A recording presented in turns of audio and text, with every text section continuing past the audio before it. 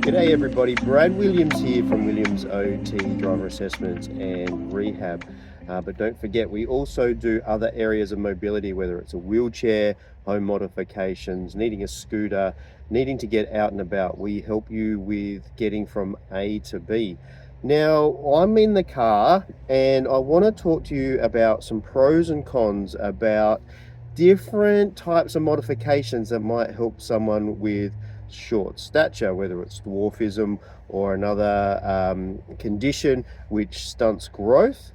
You might be struggling to reach the pedals. Now, some things that people don't really understand, or if they've never been told, you don't know, you should be around 25 to 30 centimeters away from an airbag that goes off. So if it does go off, you don't want to be injured by the airbag. You're meant to go into the airbag, not be pushed back from the airbag. So trying to get a ruler's length between you and the airbag is one of the first things that we should be considering when we are looking at car setup. So once we've got that around 30 centimeters away, we like to go conservative, away from the steering wheel. Then we've got to look at what can work for you from that position. Now, steering wheels these days in most modern cars go up and down, but they also go in and out.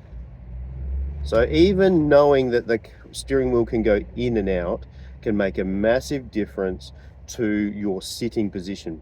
A lot of cars nowadays, this one's got a pump action. You might be able to see me going up and down. They go up and down as well as forwards and backwards. So up and down as well as forwards and backwards, and having a cushion and also adjusting the backrest can make a massive difference. That's just introductions to the car and looking at how the car can be changed to suit you as a driver to start off with. But what we can also do is look at additions to the car. Some of those can be cushions to raise you up, bring you forward on the seat as well. But we're going to look about controlling the pedals in a different manner. What I'm going to do is I'm just going to swap the camera around. So what you can see here is one of our assessment cars has got pedal extensions available for you to test out. Now these pedal extensions are what they call removable. It's not easy, but it can be removed with loosening a couple of bolts, and the pedal extensions can come out. As you can see, they're not permanently attached to the pedal. They're sitting on top. And you're able to push down onto the pedal. The bolt behind is adjustable, so we can get the right length for you, up to about 10 centimeters extra length on the pedals. So that's the brake there and the accelerator over there. So these are what they call adjustable and removable pedal extensions. You can get some as well that are attached to the floor.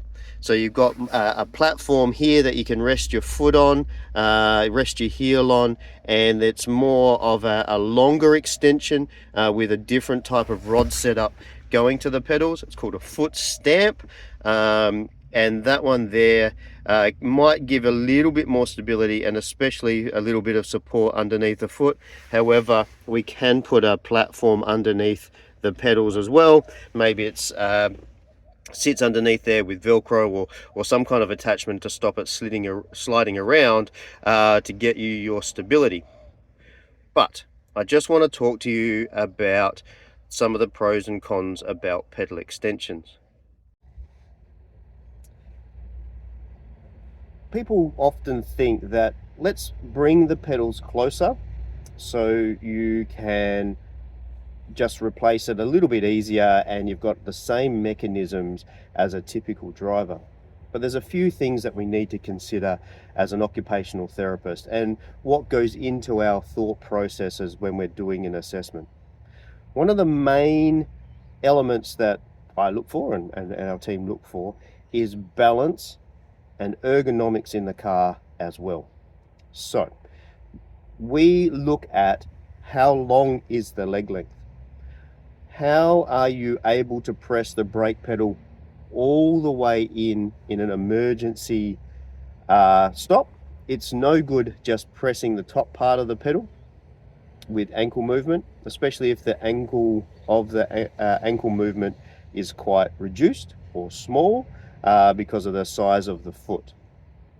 So quite often, people with short stature need to drive with using their entire leg to be able to press the brake pedal in far enough in an emergency situation. This is a safety area and something that we really need to look at. It's no good just looking at the top use of the pedals for driving at 30 kilometers an hour, 40, 50, 60 kilometers an hour. We've got to look at driving at 110 kilometers an hour and stopping with quite a lot of force on the brake in an emergency situation. So the brake pedal has to go all the way in. To be able to achieve that, quite often, people with short stature need to use their entire leg to be able to move between the pedals. Sounds okay in theory, but what we're looking at with ergonomics is balance in the car when we're going around corners and so forth. So you can see my leg here. Quite often, someone with short stature needs to drive with their leg up in the air, with their knee bent, to be able to get enough travel to go on the pedals. But what that means is, if you can see it in the video, is that their knee is up off the cushion. Up off the cushion to be able to get enough travel down to the pedals. What does that mean? Is it a big deal? Well, it can be a big deal. It can be a big deal for back pain because the muscles in your back are holding and helping assist balance you while your leg is up in the air. Your hip flexors are working overtime trying to keep your leg up in the air. And what we do to compensate is grip the steering wheel with a lot of force to be able to hold that balance around the corner. With your leg up in the air and we're going around a corner at a roundabout, it's very easy to tip because we're only sitting on your bottom cheeks, only sitting on that pad area rather than sitting on the entire thigh length. So these are things that we tend to consider when we're looking at shorter stature modifications. Might be a simple fix. Let's extend the pedals. But there's lots of thoughts that go into an occupational therapy assessment to consider all elements of driving, and we test that out on the road. So we might go and do a roundabout and look at balance with pedal extensions and look at the ability to control the steering wheel when you might be falling over because you're not sitting on your bottom and thigh as well. What's the alternative? I might hear you ask. Well, let's go and have a look at an alternative.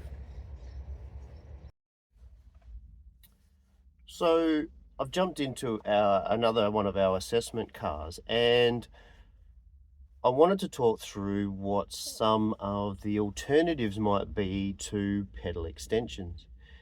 And that might be a set of hand controls. The legs may work fine, but because of leg length, pressing the pedals might be a bit difficult to be able to get that full penetration onto the brake pedal. And as I spoke about, balance around corners might be an issue. However, a set of hand controls may be the better alternative that we might look into. It might not be, but we will assess all options available. Now, it might not be this set of hand controls, but I just want to talk through what it might look like for someone with short stature with a set of hand controls. Excuse the back of my head. It's not the prettiest head going around, so I apologize. But let's have a look and talk through some of the differences when using a hand control. For starters, we sit balanced on the seat. Our legs are supported on the seat base.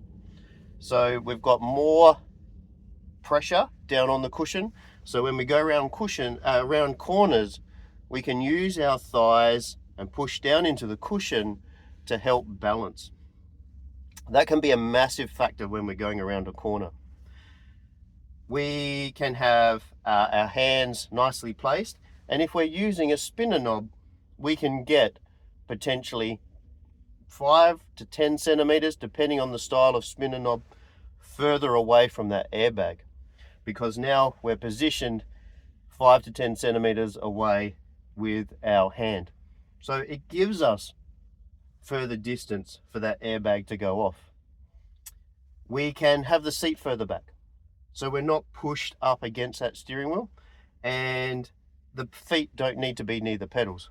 So getting in and out of the vehicle may be a lot easier as well. So we can actually climb into the vehicle, put our bottom onto the seat and rotate around. We can be in an ergonomic position for going around the corners with good balance and things to hang on to as well, just like in the other car, but they're quite often not moving as much. So the hand control hand may be able to give us a bit more balance and stability going around the corner. We can build a platform down underneath so the feet are nicely planted on a box that don't impact on the pedals, and that box helps with pushing down onto the ground as well. So we're not saying that hand controls are the only option, and we're not saying pedal extensions are the only option.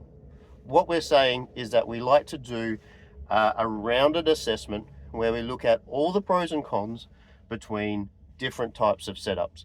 And one of the big factors that we need to take into consideration is that pressing of the brake pedal to full extent, then coming back and looking at how bent the leg is to be able to clear the pedals to go backwards and forwards between the brake pedal and the accelerator, making sure that we've got good safety, good control, because I'd hate you to be faced with a kid running out on the road and you're not allowed to stop in time because of the way that the car's set up.